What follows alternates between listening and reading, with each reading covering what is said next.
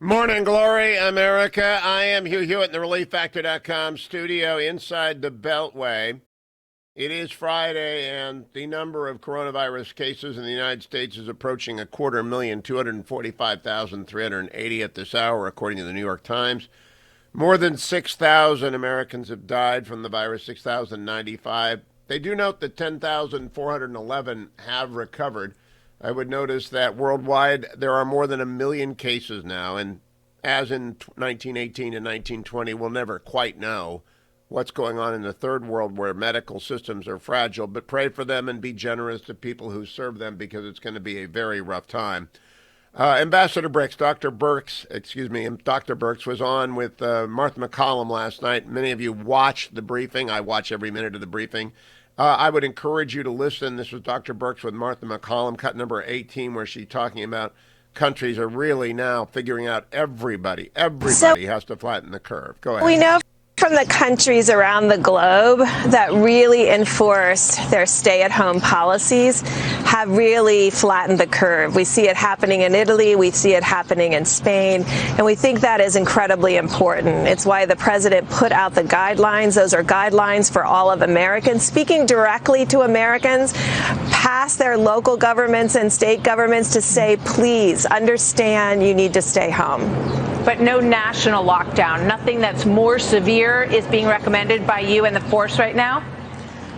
Well, we're a United States, and the states have priority in taking care of their citizens and understanding what their citizens need. I think the president's made it very clear that the way to stop this virus is to do everything that's on those guidelines, and that includes not having parties in your house, not going to parties in other people's houses. You see the reports coming out of New Jersey and other places. Just being in the company of others with the level of asymptomatic carriers, that you can become infected when you gather together and you don't maintain 6 feet distances. Now, the asymptomatic carriers is actually a huge problem because you don't know that you're talking to someone who can give you the virus if you have an underlying condition like asthma or diabetes or a heart condition. The person who looks perfectly healthy can still give you the virus. Dr. Birx addressed that, cut number 19. Well, all of this is dependent on symptomatic cases and finding them. And we all believe that there's a greater proportion of people who are asymptomatic than recognized. And again, that may correspond with age, with greater number of asymptomatic cases in people under 40. And so both severity of disease increases with age, but asymptomatic potential may also decrease with age so that it's more in the younger age groups. And so we believe that there could be significant transmission from asymptomatic individuals. Now, the incubation period, we all know what the median is. So the median is about 1.5 days. The question is, how broad is that curve that defines that 1.5 days? We've heard as early as 1 to 2 days, and we've heard as late, because there's always, in science, there's always the outliers. So you're always interpreting data at the 99% range. So the data that's out there by CDC, the 2 to 14 days, that really includes the 99% range. But you can always find that outlier at 21 days. So it's never 100%. And so now it's still median of 5.1 days, but it does expand between 2 and 14. And there may be 1 or 2 outliers at a 0.1%. So you just have to be very, very careful. Dr. Birx did not say we will all be wearing masks soon, but she came right up to the point of saying, yeah, masks are on their way. The hashtag masks #4 all I told you about yesterday. I think I might have been a little bit of a prophet there. Cut number 20. I think that's really important. I think we believe, and I think social distancing is absolutely key. We also want Americans to be able to walk their dogs. There's a way to do that responsibly. There's a way to maintain that social distancing. I see in Washington, D.C. all the time now, people being attentive to that and even crossing into the street if there's no cars coming to really ensure that they're giving people those 6 feet space. We know in cases where you have to be less than 6 feet, whether that's a nursing home or whether that's a pharmacy, or and certainly our doctors and nurses and all of our frontline providers, we know in order to keep them safe, from exposure because of their closeness to others, that they should be wearing masks. And so that's really an important piece. We're still talking about the importance of masks potentially, or some kind of face cover for the general public, and getting data that is coming in from Singapore and other countries. We're looking at that very carefully. But of course, Hong Kong and Singapore are very different lifestyle from the United States, different level of density of people than in the United States. So we're trying to understand, do face coverings play a role in the general public? And I think it's very active discussion within the task force. I think you mean active discussion. Look for a yes this weekend. Politics goes on, and the president will never take a punch without counterpunching. Yesterday he sent, if you're watching on YouTube, you can see the letter that he sent, and I'm about to read it to you, to Chuck Schumer. Dear Senator Schumer, thank you, the president wrote, for your Democrat public relations letter and incorrect sound bites, which are wrong in every way. One, as you're aware, Vice President Pence is in charge of the task force. By almost all accounts, he's done a spectacular job. Two, the Defense Production Act has been consistently used by my team and me for the purchase of billions of dollars worth of equipment, medical supplies, ventilators, and other related items. It has been powerful leverage, so powerful the companies generally do whatever we are asking without even a formal notice. They know something is coming, and that's all they need to know. Three, a senior military officer is in charge of processing, distributing, etc. His name is Rear Admiral John Polowitz. He is working 24 hours a day and is highly respected by everyone. If you remember, my team gave you this information, but for public relation purposes, you chose to ignore it. Four, we've given New York many things, including hospitals, medical centers, medical supplies, record numbers of ventilators, and more. You should have had more New York better prepared than you did, Chuck Schumer. And as Dr. Fauci and Dr. Birx said yesterday, New York was very late in the fight against the virus. As you are aware, the federal government is merely a backup for state governments. Unfortunately, your state needed far more of a backup than others. If you spent less time on your ridiculous impeachment hoax, which went haplessly on forever, ended up going nowhere except increasing my poll numbers, and instead focused on helping the people of New York, then New York would not have been so completely unprepared for the invisible enemy. No wonder AOC and others are thinking about running against you in the primary. If they did, they would likely win. Fortunately, we have been working with your state and your city government, Governor Andrew Cuomo and Mayor Bill de Blasio, to get the job done. You, he's talking to Senator Schumer again, have been missing in action, except when it comes to the press. While you have stated you don't like Andrew Cuomo, you ought to start working alongside of him for the good of all New Yorkers. I've known you for many years, but I never knew how bad a senator you are for the state of New York until I became president. If you have any questions, please do not hesitate to call, or in the alternative, call Rear Admiral Polowitz. Sincerely yours, Donald J. Trump. Ouch! That's going to leave a mark. Now, let me check the financial markets, brought to you by Birch Gold. And remember, you ought to be diversifying into gold. Do not sell stocks that are depressed. They will come back. But if you've got assets that have increased and appreciated, like a bond fund, or you've got cash lying around, now is the time. And if you want to diversify your 401k, your IRA, Birch Gold will handle the rollover into a physical precious metals IRA, stored at their vault with their security. It's the actual real deal stuff. If you want to buy it, you go to Birch Gold three ways. HughGold.com, HughGold.com. You can call 1-800-434-GOLD and buy gold today, 1-800-434-GOLD. Don't buy small amounts, buy a significant amount. And the best way is to text my name, Hugh. That's it, H-U-G-H, to 474747. That's the best way. Overnight, Japan went up just a bit. Hong Kong went down 0.5%, their market. England this morning is down 1%. The German index is down 0.5%. Light crude, though, has rallied up to $26 on hopes that there will be some sort of production leveling off. Apache is up, Southwest Airlines, Occidental. A lot of oil companies are hoping that the glut can be cared for. I do not know what's going to happen. The Dow was up 469 points yesterday. The NASDAQ 126. The S&P 56 closing strong into the close because of the speculation that the president would organize a downput in output. But we will see today. In the meantime, diversify. Birch Gold. HughGold.com, HughGold.com, or text my name, Hugh, to 474747. I'll be right back, America. You're listening to The Hugh Hewitt Show. Don't forget to sign up for the Hughiverse. All of Hugh's broadcasts on demand, the after show, which in my opinion is worth the price all by itself, Dwayne FM, and all sorts of bonus content. www.hughiverse.com.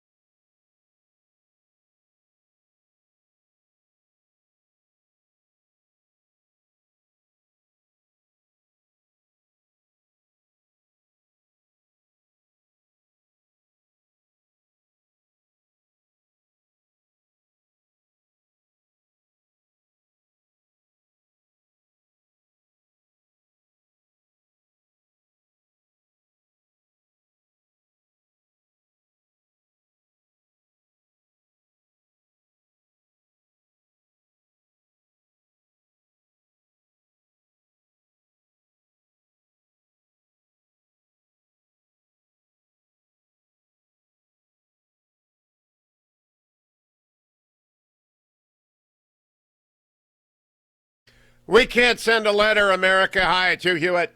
To everyone that we would like to applaud, but I just tweeted out, I hope you're following me on Twitter, at Hugh Hewitt, a great piece from the BBC. People across the United Kingdom yesterday clapped for CARES.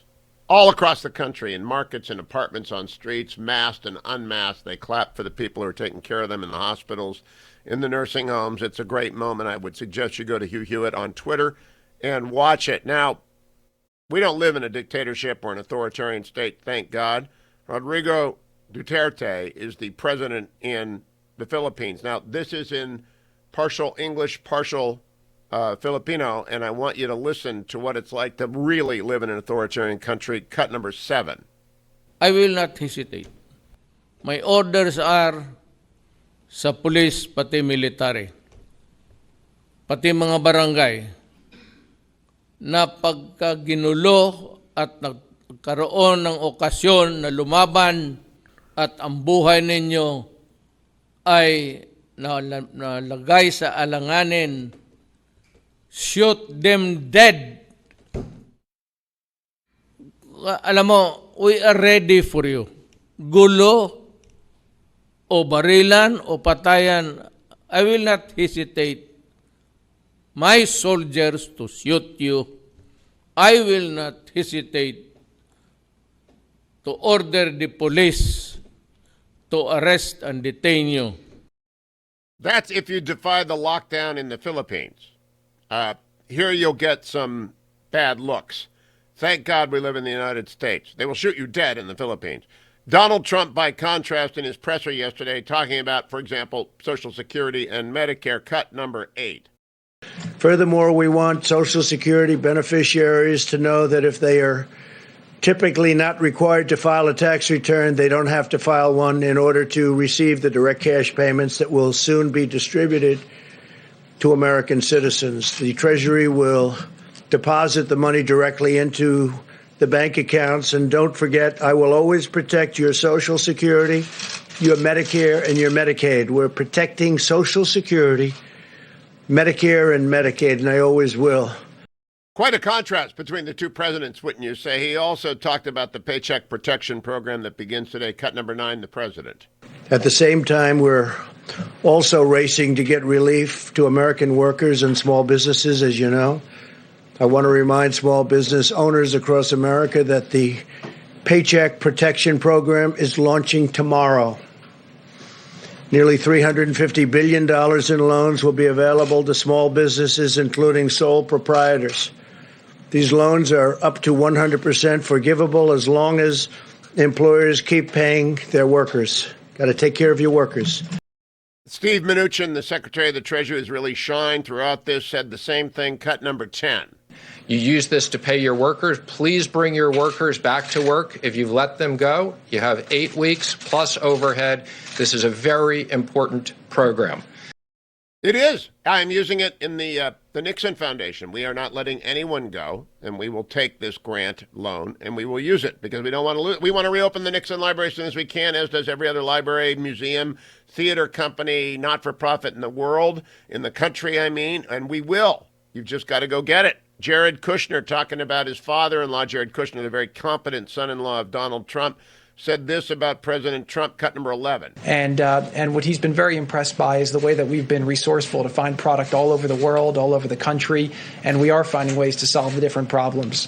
The president's been very, very hands-on in this. He's really instructed us to leave no stone unturned. And here's the president talking about PPE going to New York. Cut number 12. In addition, the USNS Comfort is docked in New York to accept patients. That is a non-COVID. To date, FEMA has delivered more than 4 million N95 mask respirators. And think of that, 4 million. Don't forget, we're a secondary source. The states are doing it, and we're backing them up. But we've gotten 4 million N95 respirators, 1.8 million surgical masks, 460,000 face shields, 1.4 million gloves. It goes on and on, America. The administration is working for you. Most elected officials, Democrat and Republicans, are working for you. If you hear people out there being negative and throwing stones, just ignore them. It is time to assure, to encourage, to inform. That's what we do here on The Hugh Hewitt Show.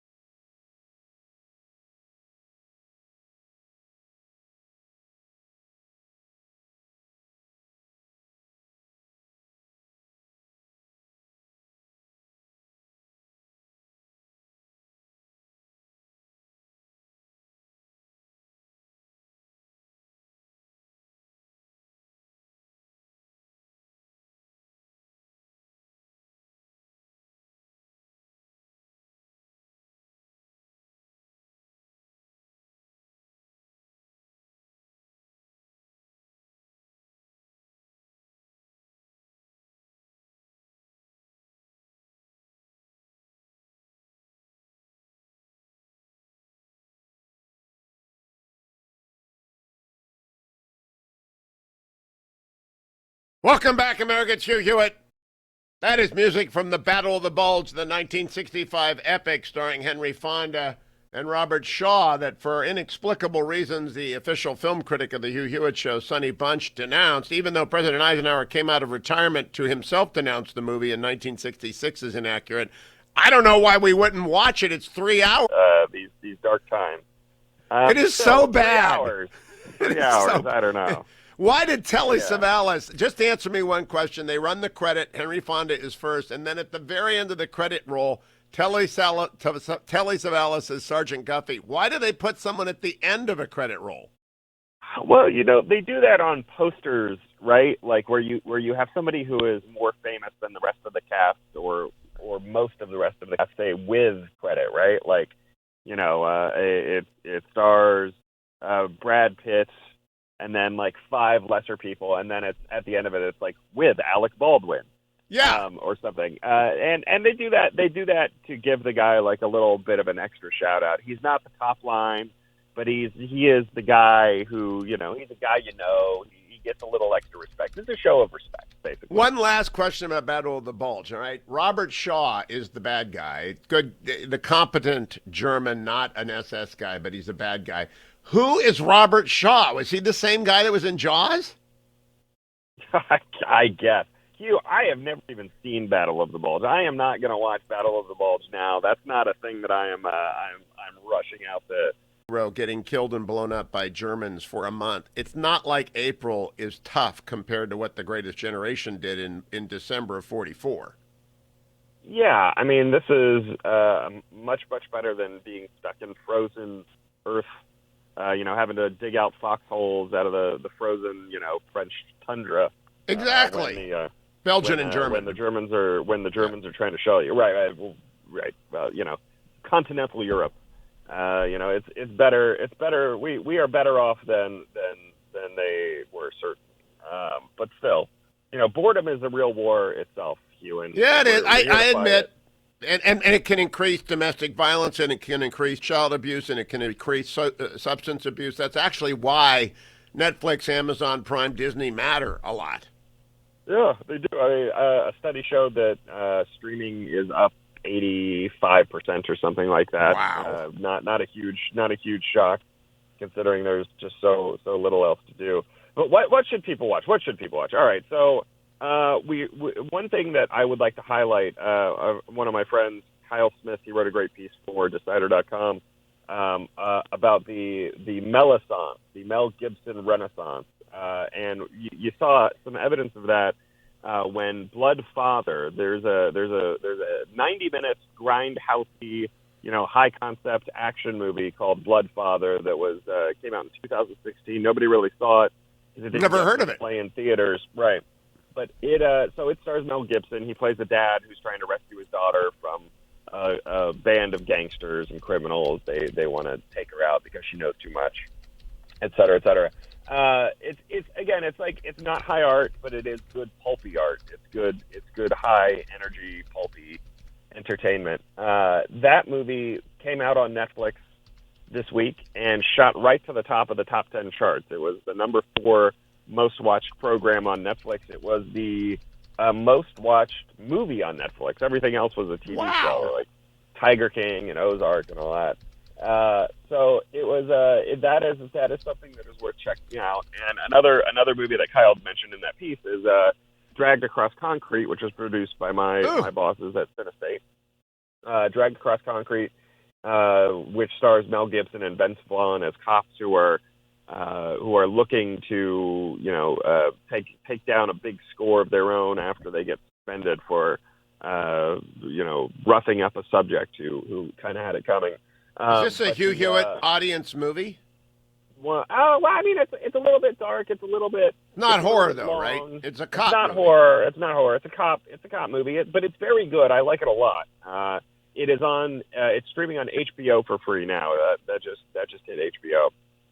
So also worth checking out. Mel Gibson, one of our great actors, had a bit of a rough patch in the 2000s and early 2010s, but I think audiences, they dig him. They're kind of happy to have him back. So what else do we have to kill some time here. You got 3 minutes of recommendations to make here, and you don't like Battle of the Bulge. Well, Battle of the Bulge is not. I haven't seen it. I'm watching Fauda. How about that? When I'm streaming upstairs, I watch Fauda. Okay, sure. Let me throw out one more option here for you if you're looking to kill some time. The Criterion Channel, which it's a pay channel, but it's very much worth checking out if you're into foreign and kind of art house type movies, but mostly also older movies. I mean, it's just got a great collection of like noirs and that sort of stuff. The Criterion Channel is doing a special thing for Toshiro Mifune's 100th anniversary, centenary. He's been dead for 20 years, but the Steelers fans are falling over. They have no idea what you're talking about. Who is this person? Toshiro Mifune. How do you spell the name? He's basically Japanese John Wayne. Is the best way to describe him. He was the star of, I think, something like 20 Akira Kurosawa movies. He often played a samurai or a bandit in those flicks. The Criterion Channel has a great collection of his movies. Watch Seven Samurai or Yojimbo. Those are like Seven Samurai, of course, is the movie that would inspire the Magnificent Seven and all that kind of strain of movies. But Seven Samurai, it's a little bit long. It's Japanese. It will be in subtitles. But I strongly recommend it. It's very good. So how about Japanese the Magnificent Seven for the Steelers fans? Should they watch that? Sure, they can watch that. Everybody loves the Magnificent Seven. That's fine. I'm just, I'm trying to expand people's horizons a little bit. You're stuck here in the house. You got nothing to do. Maybe you check out something a little different on your enforced vacation at home. Sonny, I think people are going to go to their go-tos right now, right? That's why Stagecoach works. Comfort food on the screen, right? So one piece of comfort food to avoid is Spencer Confidential. I had mentioned this briefly a month or so ago, but Spencer Confidential is the Mark Wahlberg, Peter Berg movie that is also on Netflix. It's a Netflix original, and it is the flattest, flabbiest little detective noir movie that I've seen in a long time. It's not bad exactly. It's just kind of lazy. People look like they're kind of sleepwalking through the thing. Well, so Mark Wahlberg is a good go-to. I think he fits the rebeller media. Totally. But not that one, right? Not that one. Yeah, just not that one. Just not this one. This one's no good. I like Mark Wahlberg a lot, and I like Peter Berg a lot, and I like them together. They've been really good in movies like Deepwater Horizon and Lone Survivor and Patriots Day, but this one. In fact, let's leave on Deepwater Horizon, an underappreciated film full of courage, daring do, and wonderful visual effects. I like Deepwater Horizon. It is very good. I am a little surprised you like it though, Hugh. It's a bit scary. It's almost like scary doesn't bother me. I just don't like the occult and evil and horror stuff and slasher flicks. I don't mind. I love scary. I think Deepwater Horizon is terrific. It's like his movie about the marathon bombing is terrific. Sonny, until next week, we've got a couple of good suggestions. Give me the name of the Japanese actor again. Toshiro Mifune, Toshiromifune, Toshiro Mifune. All right, Sonny Bunch. Follow him on Twitter at Sonny Bunch. Go to rebellermedia.com. It's free for 2 months, although it's down to 6 weeks now, right, Sonny? If you sign up now, you get 2 months. It's just 2 months from when you sign up. Well, then you can start today.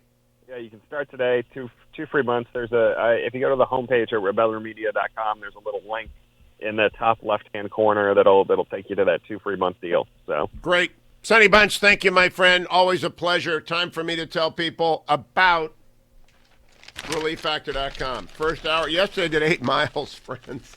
It's the longest I've done in a while, and I feel it, and therefore I need my ReliefFactor.com. I got my 4 pills, and you got my Hillsdale mug if you're watching on YouTube, Hugh channel, and my Hillsdale mug and my 4 pills.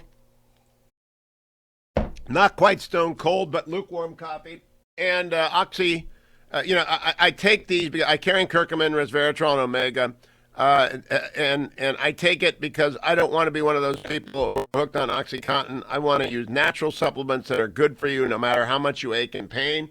That's why you need to try ReliefFactor.com and the starter pack. If you are one of the people who've got a great testimonial about this, Relief Factor would love to hear from you. Call 800-500-8384, option 5. Just tell them. I meet you all over the place where I go all over the country, and they sent me a note yesterday and said, hey, would you ask people to tell us if it works for them and give us their story? 800-500-8384, option 5. 800-500-8384, option 5. But what I can tell you is I take it every day. It's the only supplement I take every day because it works. And I've taken it for years, and you've heard me taking it for years, every morning in the first hour with my lukewarm coffee.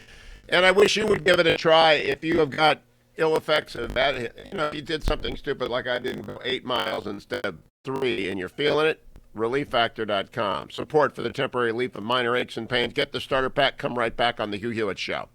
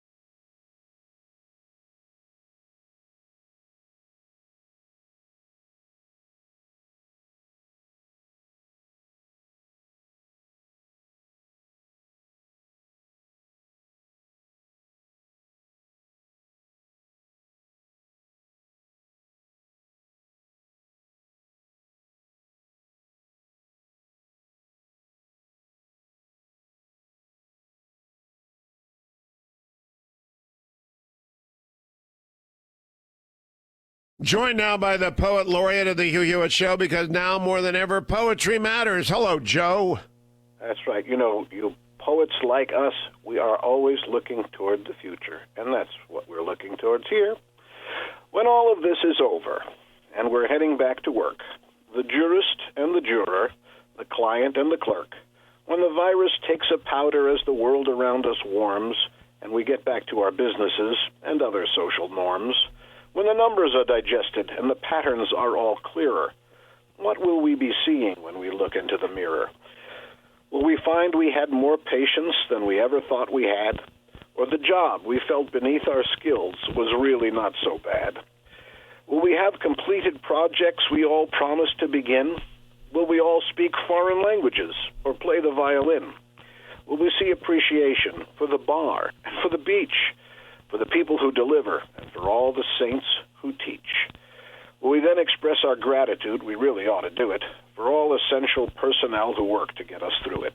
When the situation's over and the aftermath assessed, will we pause to take a moment and appreciate we're blessed? What will we come away with when we study this precisely? Will we listen to each other and begin behaving nicely? Will we face the next great challenge and not easily be scared? Will we resurrect the Boy Scouts and their motto, be prepared? That's Why It Was a Bad Idea to Try and Bankrupt the Boy Scouts by Tarzana Joe. Good title, Joe. I'm curious how the poetry business is during this time of isolation. Is anybody looking for poetry? Well, I've had a lot of my wedding toasts postponed, but others coming through. People who are having a quiet, intimate gathering or an anniversary night dinner where they want to give their loved one a private poetry. And, I still have some commissions. It's not the booming business it was, but I haven't filed for an employment.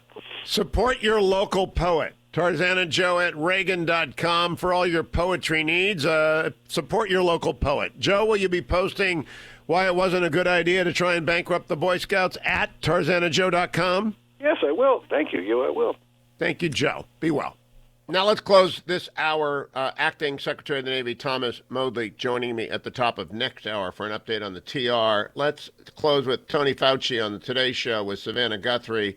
America has lost more than 6,000 people to COVID-19. Here is Anthony Fauci talking with Savannah Guthrie, cut number 1. It's just the reality, Savannah. I mean, it's the truth. If you look at the curves of the acceleration of cases, hospitalizations, and deaths, it's superimposed, corrected for population.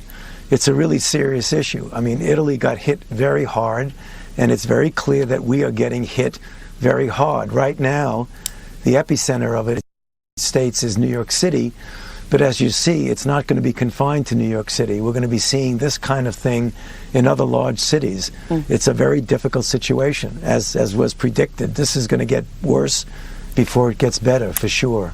Going to get worse before it gets better, and we have one major weapon against it. Dr. Fauci tells the same to Savannah Guthrie, cut number 2. Well, yeah, I mean, if you look at what's in those 30-day recommendations of the guidelines, that's essentially what it is. I mean, I know it's difficult, but we're having a lot of suffering, a lot of death. This is inconvenient from an economic and a personal standpoint, but we just have to do it. That is our major weapon against this virus right now. Yeah. We don't have a vaccine that's deployable. This is the only thing we have, and we can get through it if everybody really leans forward and pushes on this. If you do your job, we will get through it. Andrew Cuomo, Governor Cuomo, doing a great job, just like Gavin Newsom is doing a great job. 2 blue state governors, 2 Democrats. I want to praise them both. Andrew Cuomo had a presser yesterday getting patent on the hatch in New York, cut number 3. Challenge is still at the apex. That's what this has been all about for every system in this country now. Everyone is basically waging the same battle. Different time frames, different numbers, different percentages, but it's the same battle. When you hit the apex, which is the highest rate of infection, highest number of people coming into the hospital system, can you handle that number? Can you handle the height of the impact on the hospital system, which is at the apex of the curve. And I want to get a little of Admiral Polachek at FEMA. He's a great American talking about what we are doing. Cut number 14. 27.1 million surgical masks pushed out to state governments. For N95 masks, 19.5 million N95 masks. And so if I was in a local hospital that was running short, I would look upward because the federal government has pushed out resources. So for protective gloves, 22.4 million pairs of protective gloves. Admiral Polachek, the entire government is working to get frontline what they need. Put up your hands. It's like the supply crisis in the Battle of the Bulge I've been listening to. Everyone is working to fix it. Let's all stay on the same page and let's all social distance. I'm coming back with Acting Secretary of the Navy Thomas Modly, talking about the Teddy Roosevelt, the controversy there, and looking forward for the Navy and the threat from China. Do not miss the next hour of the Hugh Hewitt Show.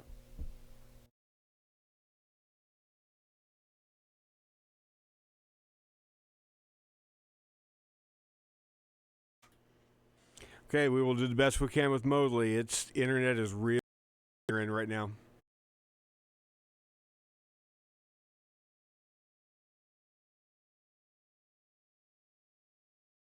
It's fine.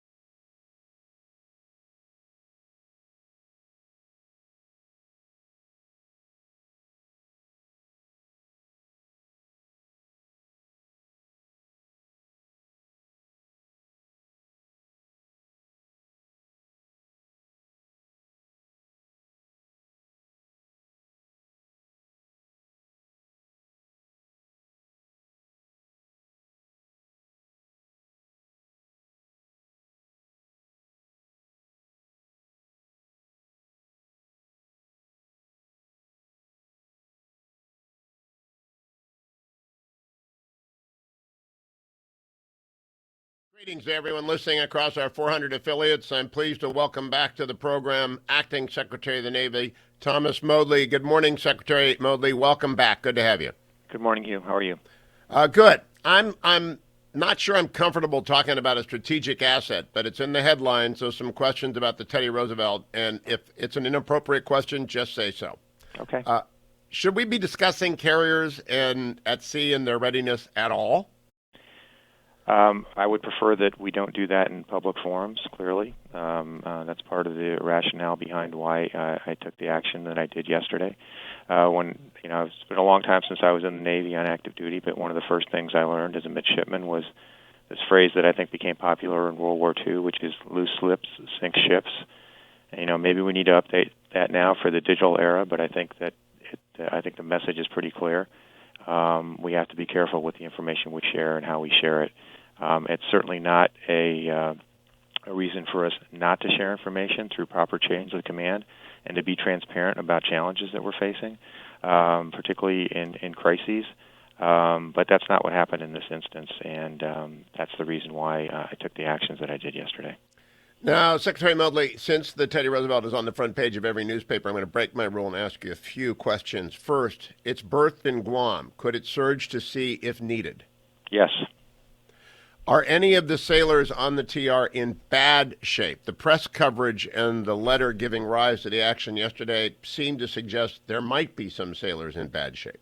Well, let me give you the latest numbers that I have, and as I've been very transparent about this since this first broke last week. I've had at least 3 press conferences discussing these. So as of right now, we have about 95 people, about 140 people that have tested positive. 95 of those are symptomatic, and those symptoms are largely mild to moderate flu-like symptoms. 42 of those are asymptomatic. Not one person has been hospitalized, not one person in ICU, and not one person on a ventilator. So you referred to it, you relieved the CO of the TR yesterday. Why did you do that? What were your reasons for doing so? Well, my reasons I laid out pretty clearly in my press conference yesterday and in the statement, but it basically came down to the point that I just made earlier, which is I had just lost confidence in this particular commanding officer's ability to manage through this crisis based on the actions he displayed last week. And without going into too many details on it, because I had detailed that in my statement yesterday, I just lost confidence in his ability. I think his actions put the crew at risk, greater risk. I think he put the spotlight on the Navy in a negative light when all the things he was asking for were surging for him. And also I think sort of most disappointingly to me is that I had set up a direct line to him that if he felt that anything, way before his letter was written, that if he felt that anything wasn't going well and he needed help, that he could reach out to me directly, and he did not do that. So for that reason, I just think maybe in the midst of the crisis, sometimes this happens. People get overwhelmed, and I just can't have a commanding officer who gets overwhelmed and uses that type of judgment in the middle of a crisis. And this is not an indictment of his entire career. He's had an absolutely incredible career. I'm envious of it. He's done some amazing things. But at this particular time, I needed a CEO there that could help manage us through this crisis.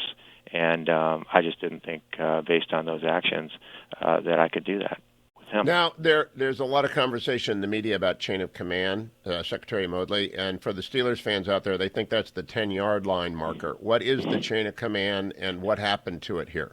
Well, every commanding officer has a chain of command that proceeds above him. This particular commanding officer's chain of command, the first step on that was the Carrier Strike Group commander, who was a rear admiral, who's actually embarked on the ship with him and probably is berthed, 10 or 20 feet down the passageway from him.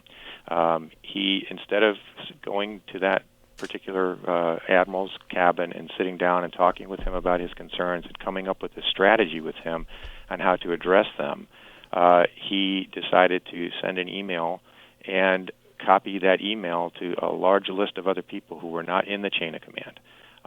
And sent it up also through the chain of command, skipping people in the chain of command.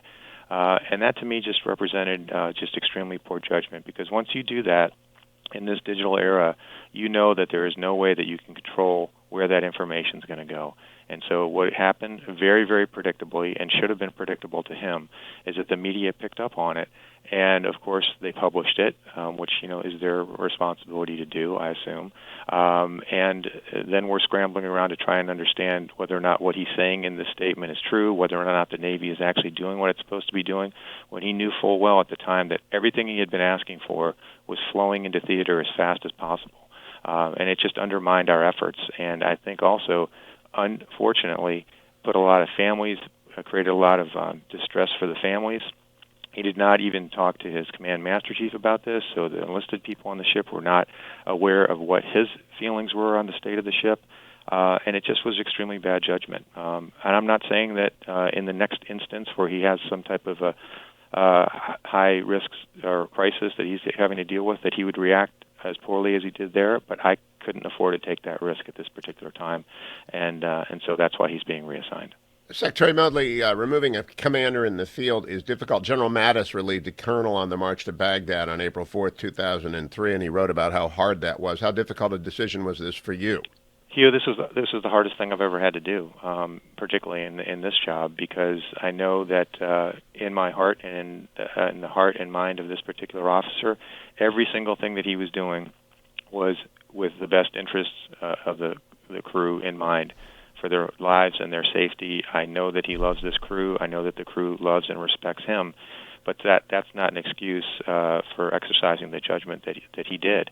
So it was very, very difficult for me. I had wished that I would never have to make a decision like this, but my responsibilities extend beyond just that individual officer, and they go to the safety of that crew, our national security objectives, all the other ships that are out there in the Pacific that are now perhaps on a higher standard of alert because our adversaries in the region think that one of our warships might be crippled, which it's not. But that sowed seeds of doubt. And as I said, loose lips sink ships, and that's what happens. And this officer should have known better. Have you named a new commanding officer? Yes, we have. And he is tracking to get there. Currently, the XO is he's taken command of the ship for now. The strike group commander is still there, and the new CO is on his way and should be there soon. And Can you tell us his or her name? Yes, his name is Rear Admiral Carlos Sardiello. He is a Rear Admiral Select. He actually was the prior commanding officer of the TR, which is really the best possible person we could have found, and I appreciate him stepping into the line here, but it's important that he understands that crew. Many of the crew were there when he was there before. He understands that power plant. He understands the ship, how it operates. He knows every nook and cranny on that ship, and he obviously, having served as a CO, also has a great love for it and the crew, and that's what we need there right now. Now, based on Robert Kaplan's very fine book, Age of the Cauldron, and my own visit there last year, I thought it was very important for the TR to put into Da Nang. I've read reports the Navy does not believe the virus originated there. What is your assessment of whether or not it ought to have gone in, who made the decision to go in, and whether or not it impacted the crew's vulnerability to the virus? Well, when these ships get chopped to the combatant command, so it was assigned to Indo-PACOM, and Admiral Davidson is the commanding admiral for the Indo-PACOM region. It's his call as to how that ship will be used. It's our job to make sure that ship is ready so he can use it as he needs to use it. But once it goes under his operational command, it's his responsibility to make sure that to assign that ship to where it goes. It's a very important strategic signal, obviously, that ship went into Da Nang. It's the second one we sent to Vietnam since the Vietnam War, all within the last couple of years. And it's very encouraging to know that the Vietnamese government wants us to come there and demonstrate some presence there. When the ship was sent there, the risk assessment was pretty low. There was only, I believe, 16 to 20 cases in all of Vietnam, confirmed cases, and they were all in the Hanoi area, not down near Da Nang. But that being said, we have not done the forensics and probably will never be able to do the forensics on who is case zero on the ship. I mean, we have people, 5,000 people on that ship, 4,800. They're flying in and out from all over the place. This could have been contracted by a crew member who was in San Diego on leave before he arrived on the ship. We just don't know. At this stage, I'm not sure I really care or that matters. It's all about getting the crew healthy, getting them off the ship as expeditiously as possible, and maintaining a watch bill there that can deploy the ship if it needs to deploy. And that's exactly what we're doing right now. And there have been some amazing strides in the last week. The ship pulled in last week. They really didn't have a lot of places to put these guys and women, but within a week, we're up to about 3,700 different places that we're rolling people off to where they can stay and be in quarantine in some level of comfort while we go through the testing protocols and ensure that we have a crew on the ship that can operate all the things that need to be operated and safeguarded. Technical question, Secretary Modly. If the pilots, who are the heart and soul of the carrier, lose their qualifications to land in daytime or nighttime, will they regain them in Guam, and will the ship's tour be extended once they regain their quals, if in fact they lose them? Oh, they'll hold on to their quals for quite a while. I think it's something, I asked that question the other day. It's well over 30 days before they would lose their quals, so I think we're going to be through this by then in terms of being able to sustain that. But they're working all kinds of contingencies to figure out, okay, if this thing extends longer than that, what do we do? And obviously we're thinking through that not just there, but across the whole fleet. I'm curious. Once this has passed over the ship, it becomes somewhat immune to the virus and therefore an even more valuable strategic asset. Do you expect the TR's tour to be extended? I don't know that, and I really probably wouldn't be able to comment on that publicly. So okay, I can't give you a better answer on that one. How is the Navy monitoring COVID across the fleet? Well, we're monitoring it very, very actively, and I'm getting updates every day. I've got not just within the Navy, but across the DoD. We have conference calls at least 2 or 3 times a day talking about what's happening across the DoD, the actions that we're taking. As you know, last week we delivered the Mercy and the Comfort to New York City and to Los Angeles. We're looking at that. We're evaluating that. I went out and visited the Mercy on Tuesday to see how they were doing. They're doing magnificently well. We're looking at possibilities to expand the amount of coverage we do there in terms of helping out with some of the patients that are there. Perhaps looking at taking patients who are recuperating from the virus and bringing them on board just to be a bigger relief valve for the local hospitals and local authorities there. But the Navy is really, it's astounding. The Navy, I tell these people all the time, whoever will listen to me, that we had over 200 volunteers that wanted to go on those ships to go right into the heart of this virus to serve their country. I'm sure you do. But, Mr. Secretary, you've got carriers and Ohio-class submarines are strategic assets of the United States. I expect the curtain to come down over them now in a way that people just have forgotten. You need to protect strategic assets. How are the families going to hear what's going on? Because families, I know you care about them. How are they going to get information? Well, we've got a pretty active ombudsman network that keeps the families informed, and we also work through our command master, chief petty officers, to keep them informed as well. And we're moving into some uncharted territory here with respect to this, and we have to be careful. And that's sort of at the heart of the challenge we had with the TR. This is not normal circumstances. We may not be at war in a traditional sense, but we are in a major crisis, both globally with this pandemic, but also with respect to authoritarian regimes who want to take us down, and they're actively trying to do that. And so we have to be on guard and on alert. 30 seconds, Mr. Secretary. All eyes are on the PRC. I assume the fleet is as well on a heightened state of alert after the helicopter Japanese destroyer incident? We're always on a very high alert, particularly in that part of the world with respect to what the PRC is doing and the things that they have been doing over the last many years. So obviously it's a big concern for us, and that sort of heightens sort of the sensitivity that we all had to the situation on the TR. Acting Secretary Thomas Modly, thank you. Keep coming back. I appreciate your candor and your transparency, your availability as well at a very difficult time. Thank you, sir. Thanks, Hugh. Returns from break in 40.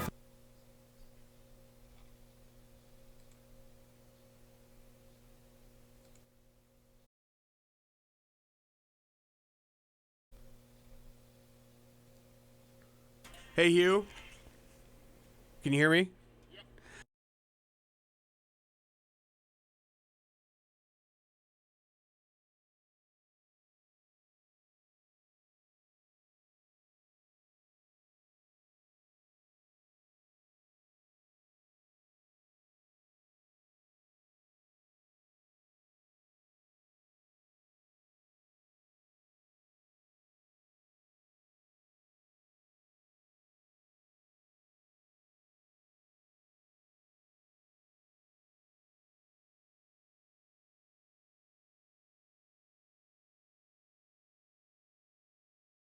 Welcome back, America. I'm Hugh Hewitt. I hope you're watching on our YouTube channel. Just go there and type in Hugh Hewitt at YouTube, and you'll find it. Subscribe, hit the button. You won't miss a minute of it. Now, the rest of my interview with Acting Secretary of the Navy, Thomas Modly.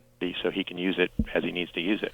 But once it goes under his operational command, that it's his responsibility to make sure that, to assign that ship to where it goes. It's a very important strategic signal, obviously, that ship went into Da Nang.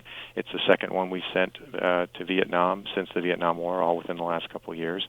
And it's very encouraging to know that the Vietnamese government wants us to come there and demonstrate some presence there. When the ship was sent there, the risk assessment was pretty low. There was only, I believe, 16 to 20 cases in all of Vietnam, confirmed cases, and they were all in the Hanoi area, not down near Da Nang. But that being said, we have not done the forensics and probably will never be able to do the forensics on who is case 0 on the ship. I mean, we have people, it's 5,000 people on that ship, 4,800. They're flying in and out from all over the place. This could have been contracted by a crew member who was in San Diego on leave before he arrived on the ship. We just don't know. Technical question, Secretary Modly. If the pilots, who are the heart and soul of the carrier, lose their qualifications to land in daytime or nighttime, will they regain them in Guam, and will the ship's tour be extended once they regain their quals, if in fact they lose them? Oh, they'll hold on to their quals for quite a while. I think it's something I asked that question the other day. It's well over 30 days before they would lose their quals, so I think we're going to be through this by then in terms of being able to sustain that. But they're working all kinds of contingencies to figure out, okay, if this thing extends longer than that, what do we do? And obviously we're thinking through that not just there, but across the whole fleet. I'm curious. Once this has passed over the ship, it becomes somewhat immune to the virus and therefore an even more valuable strategic asset. Do you expect the TR's tour to be extended? I don't know that, and I really probably wouldn't be able to comment on that publicly. So okay, I can't give you a better answer on that one. How is the Navy monitoring COVID across the fleet? Well, we're monitoring it very, very actively, and I'm getting updates every day. I've got not just within the Navy, but across the DoD. We have conference calls at least 2 or 3 times a day talking about what's happening across the DoD, the actions that we're taking. As you know, last week we delivered the Mercy and the Comfort to New York City and to Los Angeles. We're looking at that. We're evaluating that. I went out and visited the Mercy on Tuesday to see how they were doing. They're doing magnificently well. We're looking at possibilities to expand the amount of coverage we do there in terms of helping out with some of the patients that are there.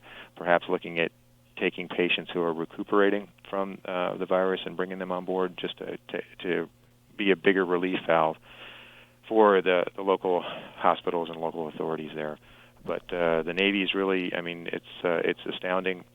The Navy, I tell these people all the time, whoever will listen to me, that we had over 200 volunteers that wanted to go on those ships to go right into the heart of this virus to serve their country. I'm sure you do. But, Mr. Secretary, you've got carriers and Ohio-class submarines are strategic assets of the United States. I expect the curtain to come down over them now in a way that people just have forgotten. You need to protect strategic assets. How are the families going to hear what's going on? Because families, I know you care about them. How are they going to get information?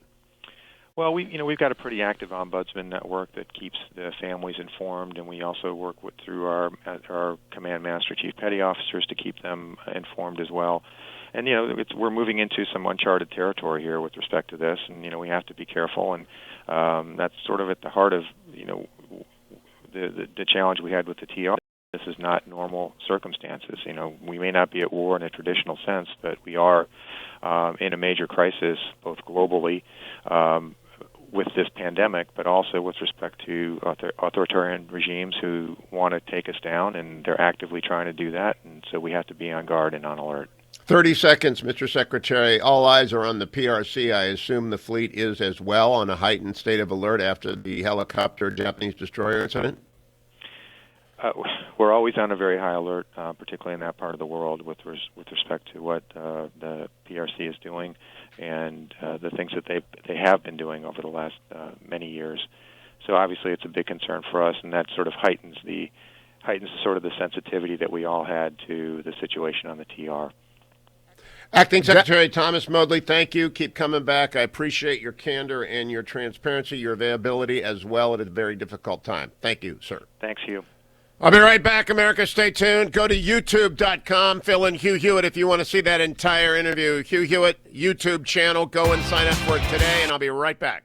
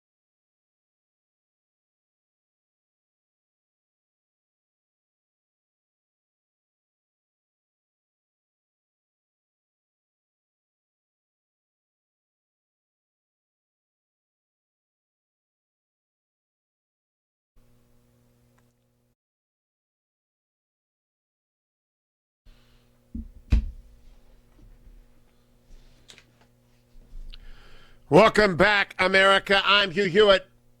I want to give you a little tutorial here on social media during the virus and the pandemic. A couple 100,000 of you already follow me on Twitter, and that's great.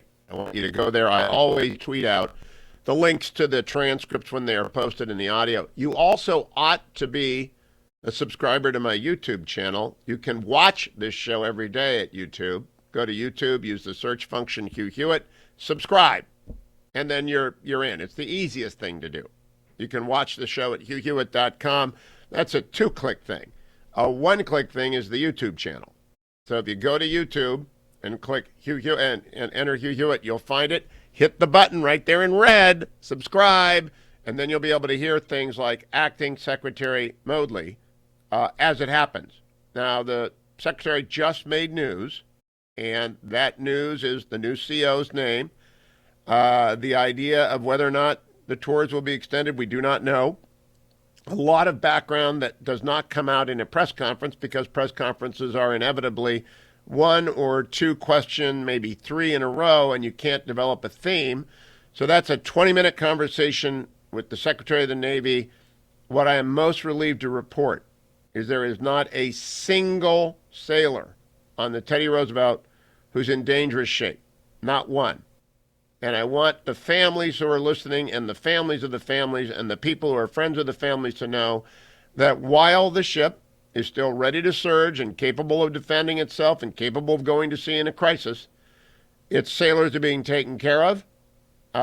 Most are asymptomatic who have it. They are testing the entire crew, and there is not one serious case on the ship. It will be written about for years. It will be like General Mattis relieving the colonel on the march to Baghdad. The action of Secretary Moodley to relieve the skipper will be studied, and there will be reports forever, and that conversation will be part of the evidence of the inquiry. But I want mostly the families of the sailors to know there is not one sailor on that ship who's in serious shape. I just believe the Navy's doing a grand job across the fleet. I think Acting Secretary Moodley's doing a grand job. I believe the CO is a good man, and I believe sometimes this stuff happens. General Mattis, in his book, Call Sign Chaos, talked about the difficulty of removing a theater commander engaged in operations, but sometimes it happens. And then you look back on it, and you hope that everyone moves forward. Not really able to move forward right now is Joe Biden. I have some sympathy for him. He is welcome on this show for a courteous, extended interview because I like a campaign to be full-throated. We're in the middle of a presidential campaign and a crisis, and he's stuck in his basement. But he's not doing so well in the basement. Here is Cut 21, Joe Biden forgetting the question he's asked. Thought about how soldiers go in, and so why didn't he have more courage? He's going to do it, but it's frightening to go in. And people are really worried.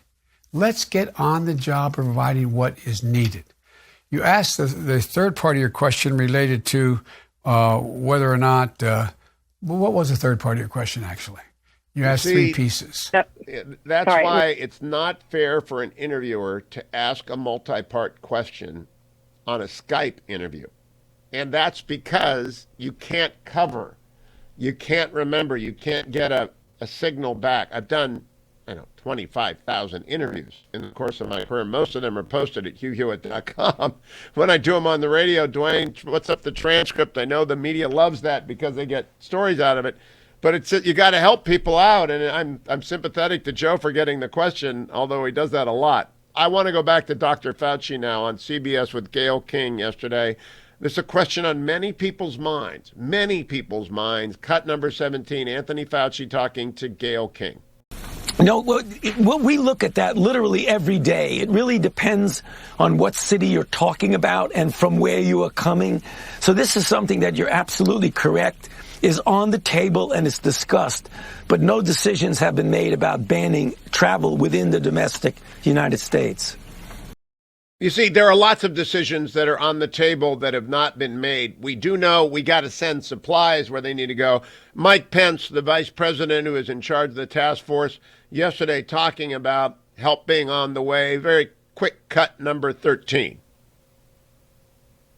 What Jared announced, what the Admiral just unpacked, is that pallets are being loaded right now to send 200,000 N95 masks to New York City, to the public health hospitals. So to the public health warehouse in New York City. All the healthcare workers, help is on the way. Help is on the way everywhere. Peter Navarro, who is in charge of implementing the National Defense Production Act wherever there's a bottleneck, also gave a bit in the press conference yesterday. This is cut 15 about hand sanitizer.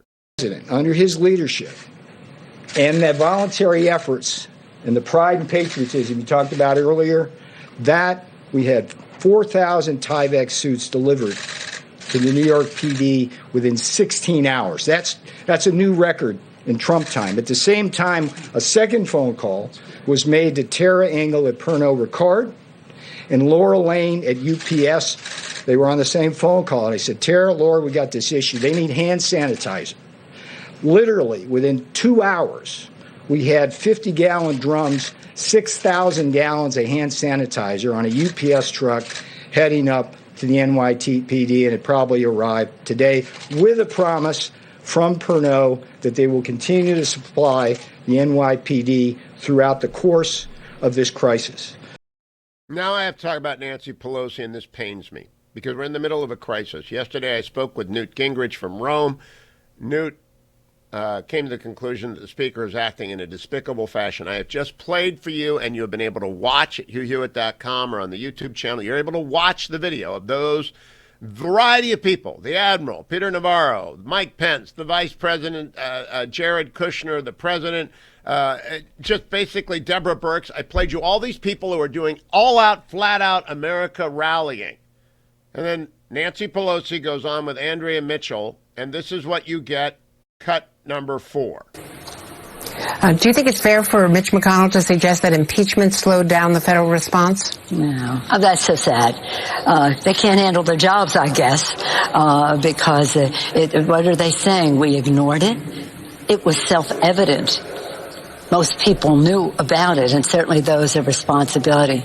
So I say of that, either you can't handle your job. Stop. I'm going to make a truth claim. I covered this first. I covered it deepest. I covered it relentlessly from January 21st on. The Wall Street Journal had the first print. I went into broadcast, full mode, red flag. Tom Cotton was the first to the bell. On the legislative side, I was first on the broadcast bell. That doesn't mean a thing. It just means that because of my background as a public health official for 17 years in Orange County on a children's public health commission, I am aware of the deadly nature of new viruses, and I have read The Great Influenza, and I re-listened to it by John Barry. So I was sensitive to it. Nancy Pelosi was busy holding on to articles of impeachment for 3 weeks when we might have been trained on China. The Senate was immobilized for a month when we might have been focused on this. The media missed it entirely except for yours truly. And if you had been watching me on a YouTube channel every morning or listening to me on the radio every morning, or if your local affiliate was carrying me and you ought to call them up and say, Carrie Hewitt, you would have been aware. And I appreciate all of you who are telling me that you diversified into gold with Birch Gold. I appreciate all of you who are telling me you adjusted your portfolios for a crisis. But I wish the left would just listen. It's not that hard. It isn't that hard to consult everybody. I watch everybody. Nancy Pelosi continued on just strange ideas. Cut number 5, she wants to bail out the state pension funds. What do we need? And let's get that. And then in addition to that, more money, funding for hospitals, which cannot take in other kinds of cases, which usually funds their operations. Now they need it not only for the coronavirus, the COVID-19 patients, but also just to sustain their operations in general. The list goes on. Pension funds. She's worried about state retirees' pension funds. We're not close to zero. Some of them are underfunded. They will hit the wall in 10 years. I get that. That is not a problem right now. We need like Chapter 8 in the bankruptcy code to deal with states that deal, but that is not a right now issue. Here's another bit of Nancy Pelosi's idea of what Phase 4 ought to include. Again, it's from Andrea Mitchell's interview with her yesterday. It leaves me reeling with a lack of confidence in the House. Cut number 6. We can't even do anything for a few weeks anyway because we're not here. But that doesn't mean we shouldn't be getting ready and listening to the needs that are out there to save lives, to grow our economy. And that's why in this bill we want to include some infrastructure that it directly relates to the coronavirus crisis. For example, clean water. Clean water is a very important part of our infrastructure proposal. Community health centers. There's funding for additional money for construction, rehabilitation, etc., of community health centers. Internet, broadband. Look at how we're all dependent on our work, on the education of our children, on telemedicine, on people just relating to each other while they're sheltered in place, relying on the internet. And we need to have making sure that everyone in our country has that access. In rural America especially, but in urban deserts and other underserved areas. And that takes some resources to do. All right. Urban deserts. Honestly, I think the Speaker should step down. I believe that Steny Hoyer would be better in this position.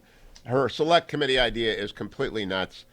I have written at length, the president is under advisement whether or not to issue public health bonds, what we lack for a public health emergency. And this doesn't sound, when we've lost 6,000 Americans, this might sound a little bit crazy.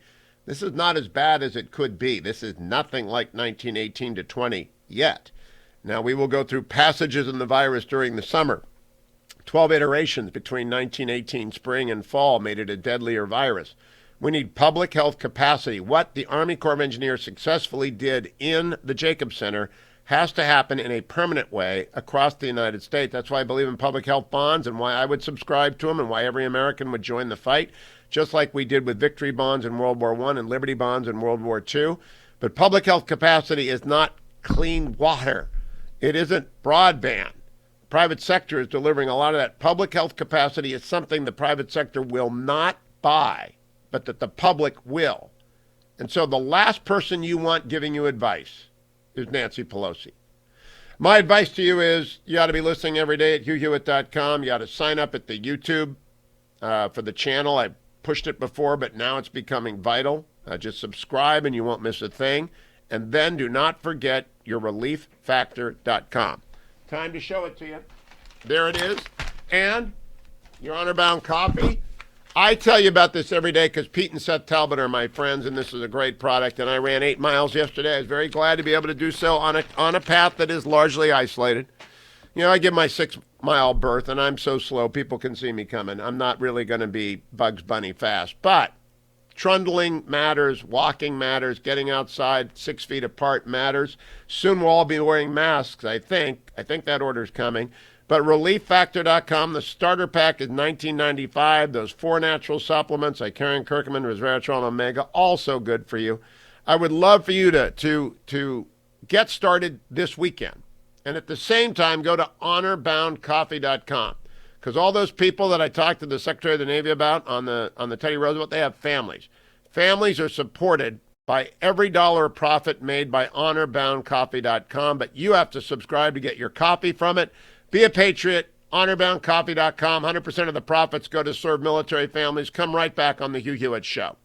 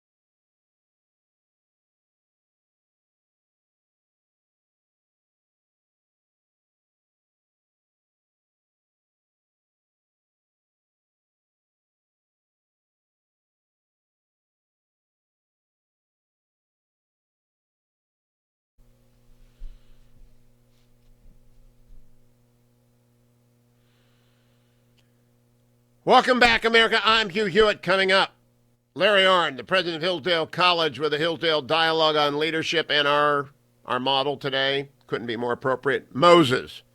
Everything Hillsdale is available at hillsdale.edu. All of our conversations previously, hughforhillsdale.com. You can binge watch or you can binge listen. If you binge listen to our Hillsdale dialogues, hillsdale.edu or hughforhillsdale.com, you'll be a better person. Hey, a few messages. If you're a small business, you can start applying for these loans today. These loans will be forgiven if you maintain your payroll. Your banks are ready. The SBA is ready. The Trump administration is ready. I have already instructed the Nixon Foundation to apply, and we will be applying today. If you are a small business, you should join the JobCreatorsAlliance.com, JobCreatorsNetwork.com. Pardon me, JobCreatorsNetwork.com. They are going to work to stop Nancy Pelosi from turning this into a bailout of public pension funds and into a business interruption insurance model, which is what it should be for small and large businesses alike. If anyone's business has been disrupted, now is the time. I think we need the bonds as well. I hope the president moves on that. So JobCreatorsNetwork.com. Go sign up. Also want you to go to NoSafeSpaces.com. NoSafeSpaces.com. Getting a message here from my friends at Relief Factor, which I'll tell you about in a second. NoSafeSpaces.com. Right now, you're going to be watching a lot of television. Well, that's okay if you watch good stuff. This Tiger King thing is not for me. Adam Carolla and Dennis Prager, that's for me. 99% audience rating at Rotten Tomatoes. But the wisdom of Dennis, the humor of Adam, together, No Safe Spaces, must viewing, and they're giving you 25% off to help you through this. They want you to get through this. They want you to understand so much what you could be doing. I want you to get through this with good information. That's why I want you to subscribe today to my YouTube channel. Will you do that? You go to youtube.com. There's a search, little magnifying glass, right? Type in Hugh, space, Hewitt. Up comes my channel. Hit the subscribe button. Do the same on Twitter. Do the same on Facebook. Do the same on Instagram, because I am here to assure you, encourage you, and inform you. Now, my friends at Relief Factor, they've said, look, a lot of new people are using ReliefFactor.com. We want to know how it works for them.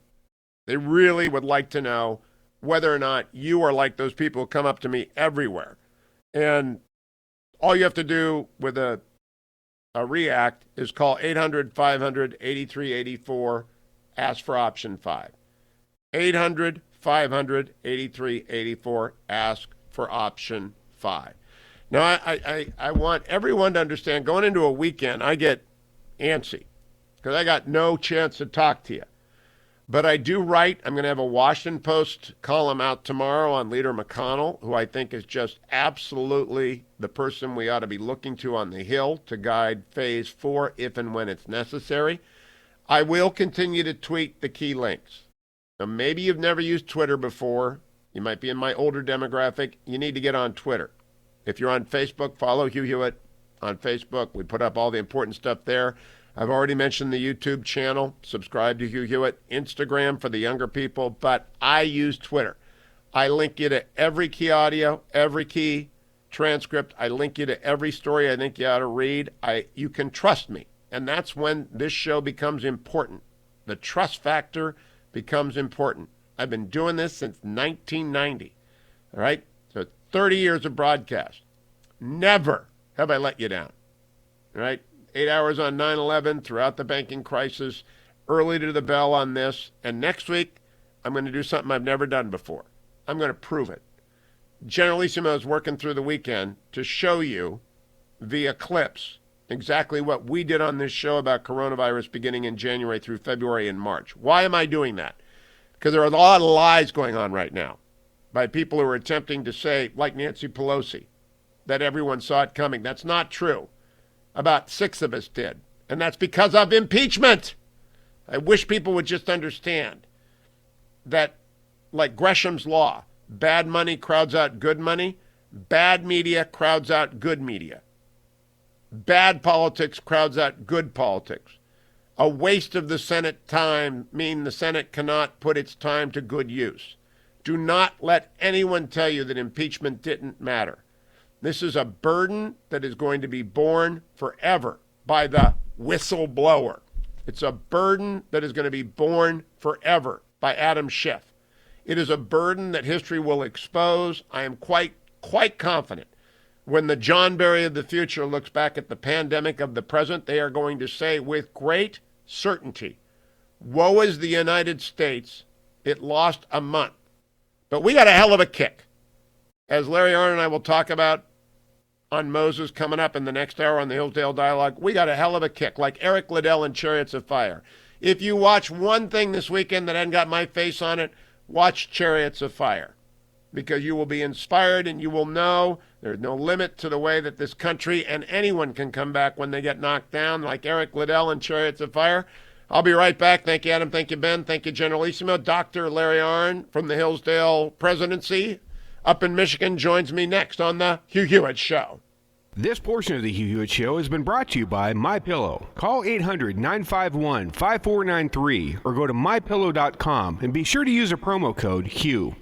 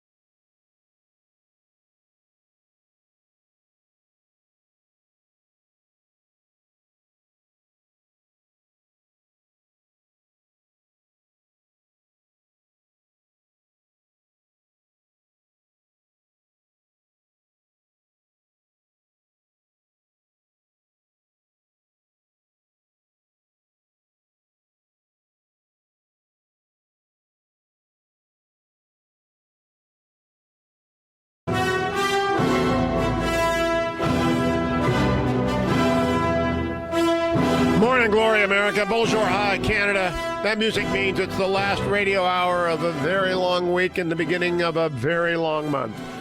I'm Hugh Hewitt. That music means it's the Hillsdale Dialogue. Once a week, I go very, very high with Dr. Larry Arnn, president of Hillsdale College, or one of his colleagues. All things Hillsdale are collected at hillsdale.edu. They are living through the pandemic as everyone is. Last week, I had 2 hours of Hillsdale Dialogue so that we could get Dr. Arnn talking about Churchill and Lincoln in wartime. And we're back to our Great Leaders series. Good morning, Dr. Arnn. How are you? How's the family? How is the college holding up? Well, everybody's great. It's just lonely here. We don't have the students back, and we're watching anxiously for the day we can bring them back. And they're, as far as we can tell, behaving well, and the classes are going well. We're having online college now. And we need them back here, though, because there haven't been nearly as many messes on campus as is normal at this time of year. Are there tumbleweeds in the streets of Hillsdale? Yeah, it's like that.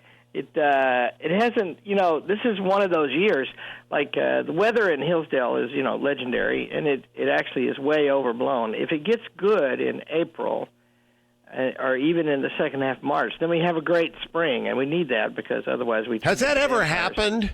What? Has that ever happened? Mostly, yeah. Well, certainly by April.